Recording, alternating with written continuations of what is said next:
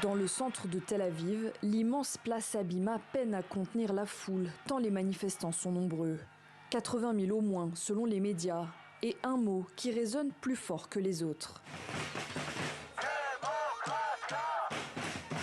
Une démocratie en danger, menacée selon eux par le nouveau gouvernement de coalition de Benyamin Netanyahou, une alliance inédite de droite et d'extrême droite. Ils essaient de détruire la structure démocratique de l'État israélien, de détruire ce que Ben Gourion a commencé ici. Et cela peut être le début de la fin de l'État juif tel que nous le connaissons. La vaste réforme de la justice cristallise toutes les tensions.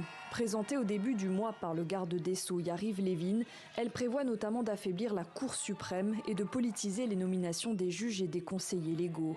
Ses opposants estiment qu'elle accorderait un contrôle illimité au Premier ministre et craignent une dérive autoritaire.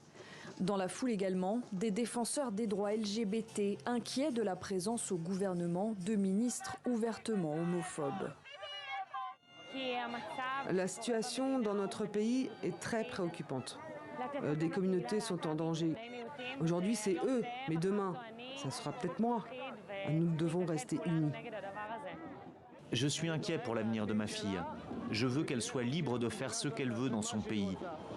Si elle grandit et qu'elle aime une femme, qu'il en soit ainsi.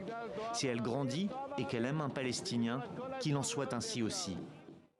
Au milieu du rassemblement, le plus important de ce début d'année, et malgré l'interdiction, beaucoup de manifestants ont brandi des drapeaux palestiniens et appelé à la fin de l'occupation.